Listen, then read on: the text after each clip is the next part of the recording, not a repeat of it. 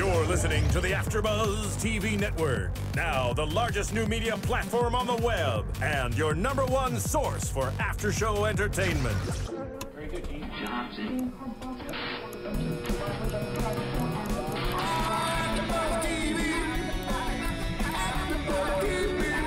From the AFTERBUZZ Studios in Los Angeles, California, presented by Maria Menounos and Bing.com, and streaming live thanks to Akamai Technologies, this is AFTERBUZZ TV's Falling Skies After Show. We'll break down tonight's episode and get you all the latest news and gossip. And now, another post-game wrap-up show for your favorite TV show. It's AFTERBUZZ TV's Falling Skies After Show. Welcome, Volm lovers, rebel skitters, and fellow human beings. This is the Falling Skies podcast, and Bing is for doing. We are doing episode 6, Be Silent and Come Out. A very good episode, very Hal heavy, obviously, but a good episode nonetheless. Now, before we get really into it, here's the thing, right? So we're obviously going to be talking a lot about Hal, but we'll talk about some other things as well. What? And I was going to start off the show by saying we're both wrong. How simple it was that Hal. Well, let's introduce ourselves. I am Phil Svitek, joined alongside Nando Velasquez. You are so impassioned over this episode. I love it. I am, and because here's the thing, I was going to say one thing, and then the previews came on. I was going to say, how dumb were we to not know that Hal was really the mole, even though it was so obvious that it was that obvious, and yet the preview for next week says Hal wasn't the mole. You really? I always said there was two moles. I always said that Hal is whatever Hal is, but the mole that killed Arthur in earlier in the season is somebody completely different. Okay. That's the way I always felt. So let's bring that up in predictions. Okay. Because this whole episode in many ways could have been negated just by that statement alone. At least in that respect. But before we get into Hal, let's talk about Pope.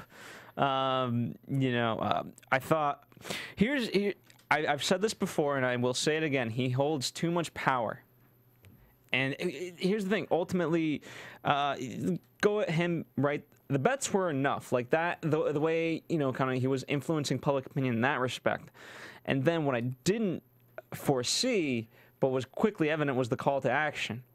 With people, hey, I'll put a bet on both of them dead, and I'll do it myself.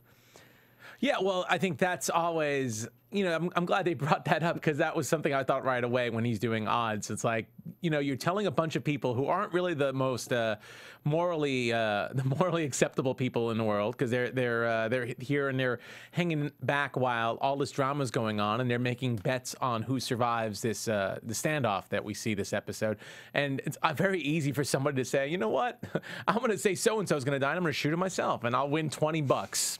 Just for $20. I know, and therein lies the problem. But now go even further, where right? So the second board comes out, and he's like, okay, here's what's gonna happen. Should Hal live, let's take bets on, he's gonna get charged with murder. He's gonna go away scot-free. Yeah.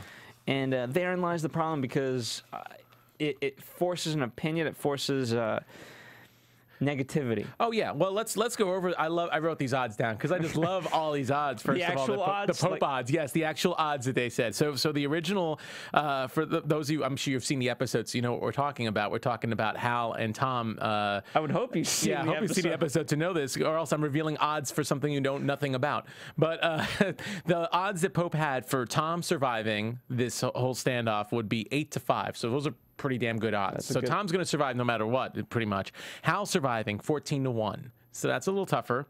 Both die 50-1.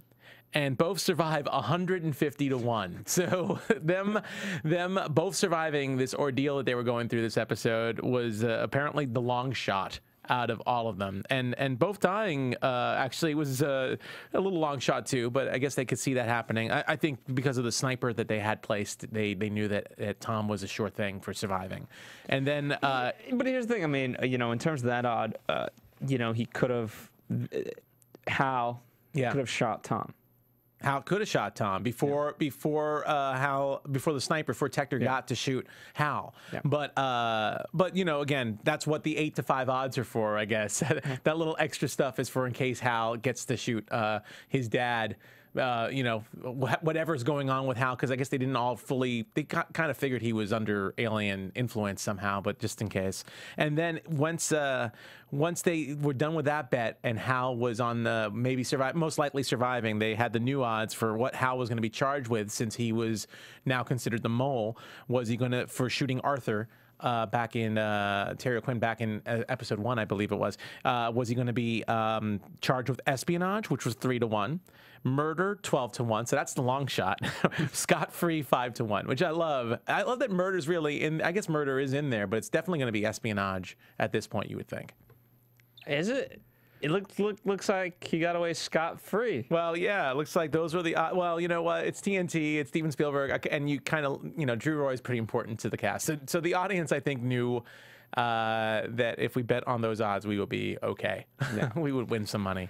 And you know, but again, I think with that second board, with the second, you know, bet, you know, he has too much public opinion, and you know, obviously Lyle's his right hand man, but you know, just. Even the way, oh, I love that line, by the way. The line when Weaver finally goes over and has a couple of shots of whiskey and says, "If you've done anything to influence the outcome directly, if something happens to them, I will personally mount your head on this fine establishment." And then he goes to Lyle and goes, "Lyle, go over to the hospital and see if there's any funny business, and then take the comedy right out of it." I love that line. That really was brilliant. But you could just tell, you know, when Weaver did walk in, just the judgment against Weaver, you know, because of his friendship with Tom, you know, I think was dictated by Pope. Yeah. You know, I mean, I just love the amount, the whole room gets quiet. Just the amount of respect they had, knowing that they got kind of caught with their hands in a cookie jar playing this game of life and death, you know, while Weaver and, you know, and all the Nolans and whoever else is out there is risking their lives to try and save Hal and Tom. Yeah. So, but yeah, let's talk about, I mean, even before we get to the odds, which we just spent a lot of time, but just Pope at the front line during this standoff, and just him complaining and putting himself in risk until Weaver finally tells him to take a hike and him and his berserkers can go. Like one moment he's busy, you know, just talking about how well, he's just terrible over there because he definitely wants to shoot Hal, and Weaver's defending Hal after all the people that Hal has saved. Obviously, Pope thinks that Hal's responsible for his berserkers dying in the past couple of weeks because they all think he's the mole. But from going from one stand from being like morally righteous and going, we should shoot Hal after all the trouble that's happened, to placing odds like it's all a game. It's so messed up. Yeah, well, it's interesting. You know, that's the way he's kind of dealing with it. And, you know, part of it is, you know, he's expressed his feelings to Tom, right, at the hospital. But he just, ultimately, I don't think he feels he's being heard. And he has an opinion. Now, granted, I think the problem is his opinion's not always the best one in terms of being a true leader. I think he's coming from, you know, just trying to poke holes at the situation. And so that's why he's not ultimately being heard by the leaders. Instead, he's being heard by the rest of the sheep. But how can you take someone like that seriously if they start playing games like that's what I'm saying, after, you know? And if he just really kind of, I think he would be a great leader if he put all this childish nonsense behind him. Oh yeah, I agree 100%.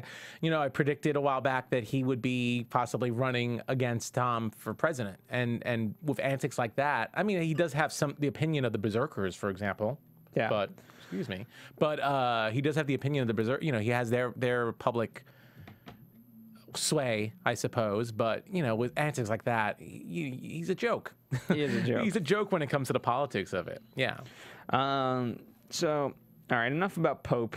I think we've covered. I know you don't like Pope that much. So. No, it's not that I don't like Pope. It's just it's just he makes things difficult for himself. I will admit he's become a little, you know, Pope wanting to leave all the time. I like that Pope being the rebel and just, you know, wanting to give up. But Pope just saying he wants to leave, but he never does now. He's stuck in Pope Town and doing all this stuff. He's become a little more whiny this season. I like Pope when he has an actual point. to make, rather than, and you know, again, had he articulated why they should shoot Hal, which he could have done, Yeah. wouldn't have been the overwhelming opinion at that camp right then and there. Yeah. But he could have presented a good argument, but he lets his emotions ride him, Yeah. and it doesn't always work out. He could have swayed. Yeah, he could have swayed with a better argument. He possibly could have swayed at least some thought, some deeper thought into it. Yeah. Yeah. All right. So obviously the crux of the whole episode is Hal. Yeah. And we got right into it right off the bat. Well, yeah, obviously we got into it from the cliffhanger last week where Tom finally hears about Anne and Alexis being taken captive. And he wants to go out there and get them right away. And Weaver, boy, they were in a major argument. Weaver is another great line that I loved in this episode. Weaver's busy trying to calm Tom down, and Tom says, "In case you haven't noticed, crazy is where I live right now." I just love that line. And it's true. Weaver and Hal's all for going out there right away, guns a-blazing, and finding Anne and Alexis without a plan. But Weaver talks Hal out of it. Not Hal, I'm sorry. Weaver talks Tom out of it, and Hal's all pissed off, so he starts looking for Tom and ends up just going crazy and taking him hostage. Evil Hal at work. You know, and you know what? It was interesting to see kind of how in that early round it's like, oh my God, they're gonna kill Alexis and Anne. Well, no, you just want to drive this guy to his death, and ultimately, as we later find out, to get the vault plans. Yes. So you know, this is like it's interesting. You know that we know Karen is aware of this. Mm-hmm. At the very least, we also know that they're taking Karen as a more serious threat now. Yeah, absolutely. Because of all of this. Mm-hmm. And then, obviously, Maggie was hugely affected. Well, of course, Maggie... I mean, this was a realization all of a sudden that most likely Hal had to be the mole. I mean, who would take their own dad hostage the way that Hal did? And just... you know, in front of everyone got to witness Hal being this way, and Maggie realized, wow, I made a mistake. We shouldn't have hit this. Maybe he was the mole the whole time, and I should have fessed up. And I think, too, I think also she realized that there's harder, just, you know, sometimes you have to make the harder decisions, you know, and I know you want to sometimes protect certain individuals, but it's, you know, it would have been within their best interest to say that information, right? Yeah. Well, in this sense, right? Well, you know, ultimately, what happened with Hal? Okay, they, you know, through the rebel skitters, they got this thing. Yes, it was a dangerous decision, but they got the bug out of them, right? And so ultimately, you don't think, you know, that could have been always the case. We didn't have to go to this last resort. Well, they didn't. Get there. You mean about the surgery they had toward the end of the episode? Yeah, I'm talking about that could have always been the solution, but we don't have to have Tom as the hostage, and you know, we could have still had Alexis and Anne. Yeah. Well, they didn't know about that till they decided to talk to the rebel skitters, and they had that hunter parasite plan. They didn't. But know how exactly would they? how. But what I'm saying, how would they have known if Maggie hadn't? There was no problem to have known about, so therefore, why would they go? Oh, I get your point. Yeah, absolutely. No, it would have solved a lot of problems if she did fess up. Although, again, going back, I do believe Hal's not the only problem in that camp. But yeah, it would have definitely solved a lot of problems. It would have isolated variables, though. It would have isolated like, okay, variables. Hal is the mole. Wait, there's still another mole. They just need to isolate variables. Yeah, no, you're absolutely well. For one thing, he wouldn't have taken his dad hostage if he was locked up and they tried to figure out what was going on with the eye bug. They definitely would have figured it out. But I think the problem too, I think the thing with Maggie is everyone's familiar with what harness kids can do and the power that harness kids have. But still, that eye bug, nobody really still gets it. I guess they just figured that no one could be that much under alien control without a harness, because that seems to be their main weapon of choice to control people. And this eye bug just has formed, you know, it just has shown that it's a lot more formidable than just some little scary bug that goes into your skin and does some weird stuff. It actually can take control of you and make you do things against your will. I mean, again, look at Hal. I mean, good job by Drew Roy struggling as evil Hal, and Hal apparently trying to figure out, you know, whether he can shoot his dad or his brothers or anybody else in this episode. Even Marina in the beginning. I'm surprised he didn't even shoot Marina. I didn't think Hal has that much of a connection to Marina, and and he let her live, and that probably would have solved some of his problems if he shot her right away. So well, how about her maybe giving the call of like, hey, you know what? If it comes down to it, you shoot Hal. Yeah.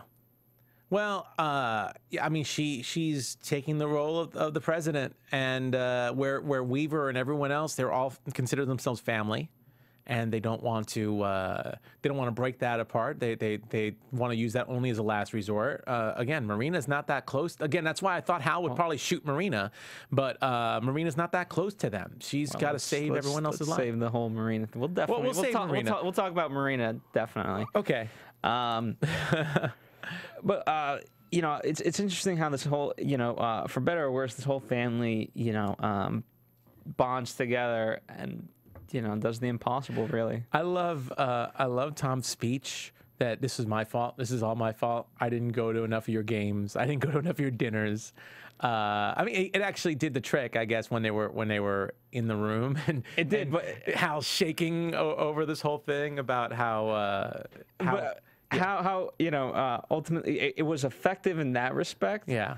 But also in the sense of, as a father confessing, it was really ineffective because, you know, as soon as Hal wakes up, he's like, what happened?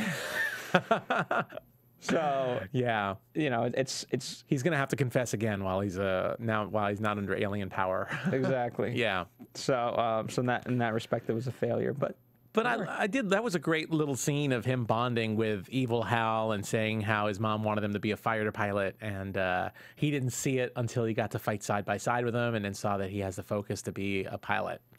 So I wonder if which is that any foreshadowing of, you know, airplanes? That's what I was thinking too. I wonder if that would ever be any foreshadowing, if they ever have a moment to breathe and maybe he'll learn how to fly a plane. If they ever Pope have that can guy. teach him. Pope can teach him. Well, Pope doesn't have a plane right now, but Pope can give him his book that he's reading up on to do that. But again, I mean, really good job by Drew Roy, I thought, in this episode. He really got to play both sides. When we first saw that mirror scene a couple of episodes ago, I compared it to Willem Dafoe in the Sam Raimi Spider-Man. Yeah, it's very similar in a way, like him trying to struggle. I mean, we realize now that when he wakes up, he doesn't remember any of that. So I don't know. I guess it was his subconscious battling. Well, that was the mirror thing. That was the start of it, and that was where the struggle was lost. Yes. You know, so you know that made sense at that point. And you know, in terms of, so you have Maggie coming in, then Maggie, then Matt comes in. Yes, Matt, and then ultimately Ben eventually. But when he's about to shoot him, when Hal's about to turn the gun on himself. Yeah. So it's interesting seeing Hal's kind of reaction to the whole thing, and like, okay, who am I going to shoot? Who am I going to shoot? Okay, wait. Now this is something that you guys will all hate. I'm going to shoot myself.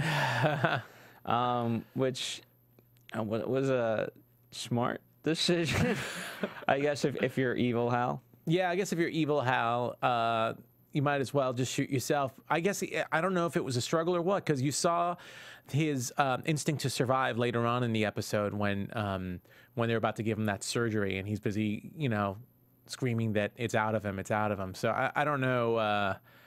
I can't judge his state of mind on both of them, but it was an interesting ploy that he can't kill Maggie. He loves her too much apparently, and he can't kill his brother, and he's already tried killing his dad, but he also needs his dad. So why don't you just kill yourself?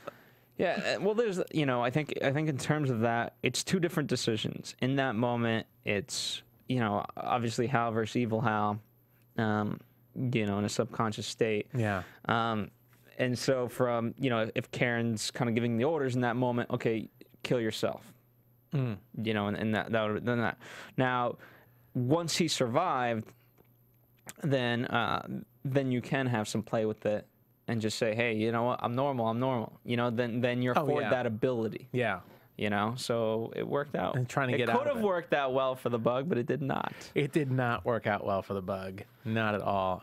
And you know, it was interesting because I guess that bug is really hidden, because Lourdes couldn't find the bug when they put him down, and you know, I guess it's in there somewhere, and they had to go to the rebel skidders and find out about this hunter parasite, which, you know, you got to admit that the effects for that was pretty cool when they finally injected. That was amazing. That was pretty awesome. Going in that like army of I don't know what, microscopic ants or something going in his eye. It looked like poppy seeds. Yeah, something like poppy seeds. Boy, that was really freaky. I was like shaking. I was like, oh God, it looks so. There were way too many injections. Well, first off. Okay, so you see Maggie and you see Tom staring, and then the rest of the family at that point too, and all you kind of see is a huge drill. Yeah. What are they doing? And they're drilling. Who's getting drilled? And then it's like, okay, they're drilling this pod. Yeah. So I was like, okay, that made sense. You didn't need to do it right then, and in that kind of scenario, you didn't need to show it in that way through cinematography. Well, you could have just assumed. What was it? They drilled the pod, and then did they take something out, or it turned out to be kind of like a flower almost, the way it kind of opened up right by the eye? It looked like a Matrix bug, you know? Yeah. But more in an actual insect form rather than a machine form. Yeah. And then, what did they froze it or something? Well, yeah. What was it? It went in the eye. His skin started like looking like it was going through the veins, and he started convulsing, and then some kind of discharge came out. Yeah. Did they come out of his eye? Where did it come out of? There was some stuff out of the eye, but then ultimately his mouth was. That's what it was. Was the big discharge. And then they still do an injection to get the rest of it out, I guess. And then I think they just took it from his lip. Oh, that's what it was. Okay. So they used the syringe, and then they put it in some jar, and then they. I guess they had a burner and they lit it on fire so that I guess those parasites don't go to somebody else and kill them accidentally or something. It was a really weird, interesting surgery. Now, let me ask this: Is this the solution for baby Alexis? Ooh, I don't think so, because it's DNA. It's alien. For Alexis, she's got the alien DNA mixed in with human DNA. It's not a parasite. Okay. So I would think that, and who says that she needs a cure? I mean, she's a new species, as they determined last week. Pope says she. Well, let's not have Pope making those kinds of decisions, because I think we'd have a dead baby Alexis then. But yeah, if she's a new species, it's not going to fix her and make her become human. It'll just probably kill her because it's part of her right now. Well, the problem, I mean, we got to at least fix a symptom, which is that she's weird. At least to Anne. I mean, how weird was she? Well, she's weird, but I don't think there's a cure for weirdness in this world. Even in this world here, I don't think there's a cure for weirdness. Okay. Well, a medical cure, except for pills. Popping pills, maybe. Popping pills. Make Alexis a pill popper. I mean, that does not sound good. I apologize for anybody who's offended by that. For baby pills? For baby pills. No, I mean, Alexis is kind of weird, but Alexis is growing. I think what's weird about her is she doesn't act like a typical baby, but now that we know that Alexis is this new breed of species, that perhaps you get to learn more from her. I mean, she's got insane learning skills. She's learning so much at a rapid rate. For all we know, she'll probably grow faster, too. That seems to be the cliche that would probably go with rapid learning, possibly rapid growth. Yeah, who knows what other powers she might have, for good or for bad. So, yeah, I can't wait to see more of once she gets rescued and once we figure out what's going on with her and Anne. We'll find out. Yeah, I can't wait to see that. So in terms of the Hal storyline, they did a nice kind of back and forth. Is he alive? Is he dead? Who was right? So I thought that was really interesting, and how it tore Tom kind of to pieces. But ultimately, he did learn, death isn't always the biggest enemy. Yes, death is not always the biggest enemy. Exactly. Which I think is true. Yeah. I think too many people get caught up in that respect. No, absolutely. So it was a nice kind of change of pace. Speaking of change of pace, all signs pointed to Tom kind of resigning. Actually, well, he said it. Yeah, it looks like he is resigned for the moment, so that he can go on and hunt for Anne and Alexis. I don't think it's just for that. I think it's permanent. Oh yeah. Well, I think he's just realized that just too much going on, and I think he's just needs somebody that's more focused on the war, because he's got a lot to do with his family. And Marina's not afraid to make decisions. And as we found out last episode, she had a family, but now she really doesn't. Yeah. And so you need a person like you need a person like that And especially if Tom kind of always knew, you know, going back to his speech with Hal, if he always known these things but he never said them, you know, now despite this war, he's gonna maintain his family, and so she is the best person to kind of lead the way. She seems to be pretty smart, but again, there's a lot of question marks with her. Like what? I mean, she'll make the unpopular. She will make an unpopular decision. But what's her? I guess the whole thing, especially with the Vuln weapon, is what is her end game? What's her motivation? Is she doing this because she really does want to protect 5,000 people? Is she doing this for her own interest? Is she? I'll say it. Is she the mole? Is also that possibility still there? I think there could be that. I think not for me. But you could, you know, we could debate this if you want. But I think now that Tom has finally given her the full plan of all this, right? They were discussing like, hey, you have a month, you have a deadline, things like that. And now that he's kind of trusting her in that respect and says, you know, here's the full Project Orange, take it and go. Yeah, I think I'm with him. Well, I mean, he's got to trust her, and he does trust her, especially now that everyone thinks the mole is gone. He is allowed. He feels more comfortable giving more information out. So, and also, well, here's I think if he's learned anything from the Hal situation is that, you know, you got to handle your you got to handle things immediately, right? And go on your instinct. Now, he might have had an instinct about, well, he did have that something was wrong with Anne, right? Yes. But never took care of it.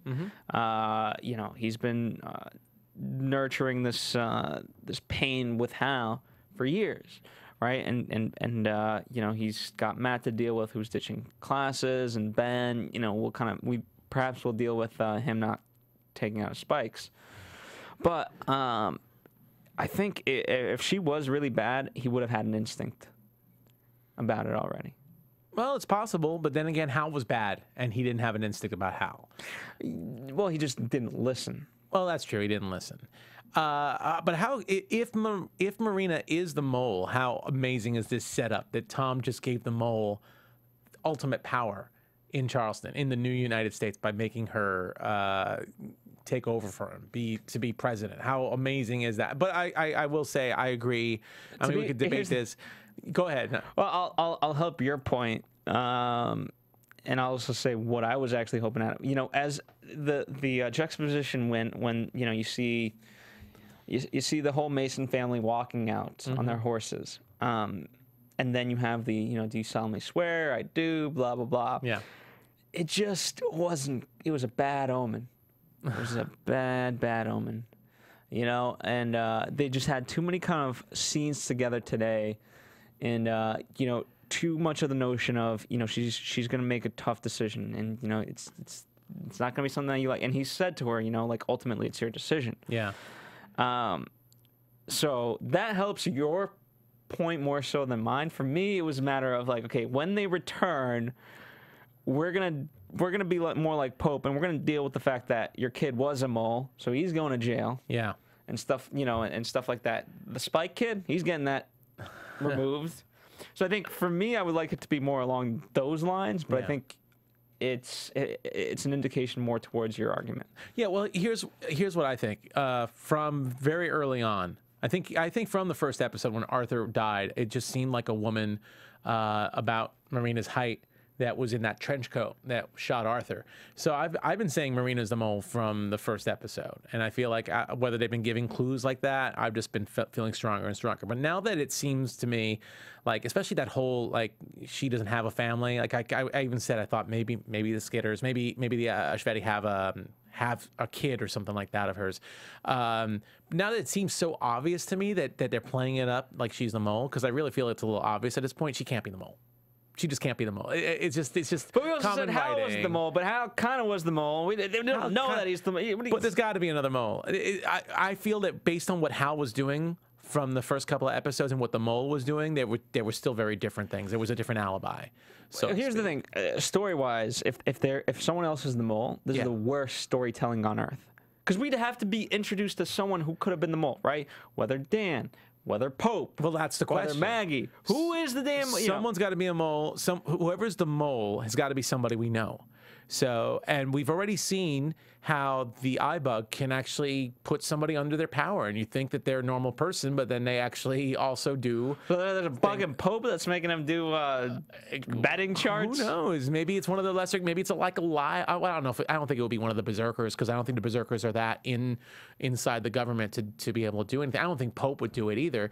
But it could be any of the other characters that we know of right now. I mean, or it could be Marina. And again, Marina has an iBug, and it's not really just her being, like I thought, I literally thought that maybe they Ashveti have her child or something, and she's acting in those respects. But maybe she has an iBug. I don't know. Maybe it's Lourdes. Maybe it's one of the other kids. Maybe there still aren't enough clues.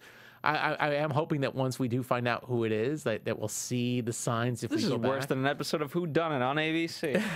Who is the mole? Who is the mole? Well, like that ABC show, Who is the Mole? That was also a show. That was also an ABC show. But, I am curious, but I really don't think Hal being the mole is the ultimate. I just think that's a lame I think so too, thing. Especially with the preview that happened. Yeah, well, now that you see the preview, yeah, you know. But I've been saying it all along that Hal is not the mole. Hal is under the Ashveti control, but he was another part of their plan or another piece of the puzzle. But there's definitely a mole there, and we'll get to find out who soon enough. Fair enough. Well, before we get into predictions, let's head into news and gossip. Ooh. All right. AfterBuzz TV News. Well, the big news for any Falling Skies fans probably and who are going to San Diego in a week and a half is that Falling Skies will once again make a return to Comic-Con. They will host a panel on Friday. And from TNT's press release, TNT's epic drama Falling Skies, one of Basic Cable's top-rated dramas, is bringing the Second Mass and its alien resistance fighters back to San Diego Comic-Con for a panel question and answer autograph session, and exclusive look at what's ahead for the remainder of the third season. The panel will feature Noah Wiley, Moon Bloodgood, Will Patton, Drew Roy, Connor Jessup, Colin Cunningham, and Sarah Carter. So just about everybody from the main cast, along with the executive producers, and also Doug Jones will also round out the panel. So Cochise will be there too. So whether or not he's dead or not, he's still showing up for Comic-Con. And Will Wheaton will be the moderator for the panel on Friday. And Will Wheaton, for those of you who know, is also hosting the Second Watch videos on TNT's website. When if you've seen the episode, you can go on the website and watch him interview some of the stars as well. So very exciting. This will be Falling Sky's third appearance at Comic-Con. So any fans there, keep an eye out on Friday afternoon. Look at that. Yeah. So yeah, definitely check that out. I know, you're gonna go to Comic-Con, but will you be there? Will you offer the first-hand perspective? You know what? I will be there working. Anyone at Comic-Con can look for me. I'll be around somewhere. But I don't think I'll be able to be at the panel, but I'm hoping to run into some of them, and I'll get some scoop. Maybe I'll have some stuff to bring back from Comic-Con. Falling Skies scoop. We got to figure out how you get involved in the panel. Anyway, let's head into predictions, because we got a lot of predictions, actually. Okay. And now, your AfterBuzz TV predictions. All right. Well, speaking of Cochise, let's kind of start on speculation, right? So Cochise, right? We still don't know what's happening with the president, things like that, and where that's left off, and ultimately, as Tom says, they don't need Cochise as a leader, which is more of a foreshadow of the fact that he's going to resign. But I'd still like to know what's up with him. Well, I mean, before reading the Comic-Con news, I would have predicted Cochise is dead. I actually would have thought that, because also I haven't looked recently, but I saw on IMDb that Doug Jones was only signed on for 4 episodes, and that's the amount of episodes we've seen Cochise on so far. But based on the fact that he's going to be part of the panel, and they're talking about the remainder of the third season, you got to think that Cochise is still going to be there, or they're going to have Doug Jones do double duty and play another alien. I don't know, but I would have to say Cochise. Yeah, you know those episodes where I'm trying to think of a great example. I'll just give you a video game one, and then perhaps you can fill in some other actual TV ones or movie ones where they kill off a character, but the same kind of character returns. In like Final an evil twin or something. No, in Final Fantasy VII. You remember the character of Kite Sith? Okay, yes. He died and then came back. So that'd be funny if Cochise died, but then it's like, hi, I'm Cochise's, you know, brother. Yeah. It happened in Beer Fest. In Beer Fest. I love how you went from that to Beer Fest. No, it happened in Beer Fest where, you know, the whatever, the bully or whatever his kind of mantra was, you know, he was the only kind of good one when they first started off, you know, landfill. Yes, I remember that now. Yeah. And then his, And then his brother joined the team. So I think something like that could happen with Cochise. That's interesting. I'm surprised you didn't see like Andy Richter in Arrested Development, like all his different brothers. Yeah, but none of them died. Yeah, it's not a matter of like, hey, but in Beer Fest it was the same kind of thing. Like, hey, you know what? Just consider me like landfill. So he became the same person. So with Cochise, it could be the same. I love how you went from video games to Broken Lizard movies. I love it. I love it. It was awesome. Anyway, okay, so then obviously the question of who is the mole, we've kind of discussed this, but you know we've got that kind of going on. Melina's not the mole. That's all I'll say. I can't figure out who it is right now. But it's going to be a good one, and I'd say, well, we're going to find out soon enough. We got to find out. And I'm interested to see where it's going to go in terms of what, you know, we're on this search, right? And so whether or not we find her, whether or not we find Karen, and then as Tom says to Dan, you know, or Dan says to Tom, you know, if you're out there for long, I'm going to come after you. Tom says, noted. Yeah. So it's going to be interesting. I'm digging it. This was a really good episode. It's nice to see what's going on, and I'm looking forward to next week's. I know, it's going to be crazy. Anyway, thank you guys for tuning in yet again. Be sure to rate and comment. Let us know what you're thinking. Also, if you like what we're doing here, I urge you to support the show by purchasing Adventure of the Serial Buddies out on iTunes now. It's the first serial killer comedy of all time. So critics are dubbing it Dexter meets Dumb and Dumber. It's got Henry Winkler, Kathy Lee Gifford, Beth Bears, Artie Lang, Christopher Lloyd, Christopher McDonald, Maria Menounos, and I'm forgetting a slew of other people, so don't hate me. SerialBuddies.com. It's called Adventure of Serial Buddies. In the meantime, where can they find you, Nando? You can find me on Twitter at Nando Vel. And, of course, you can follow us here at AfterBuzz TV, whether Instagram, Facebook, Twitter, and any social media yet to come. Thank you guys for listening. We'll see you here next week. From Bing.com, executive producers Maria Menounos, Kevin Undergaro, Phil Svitek, and the entire AfterBuzz TV staff, we would like to thank you for listening to the AfterBuzz TV network. To watch or listen to other after shows and post comments or questions, be sure to visit AfterBuzzTV.com. I'm Sir Richard Wentworth, and this has been a presentation of AfterBuzz TV. Buzz you later. The views expressed herein are those of the hosts only and do not necessarily reflect the views of AfterBuzz TV or its owners or principals.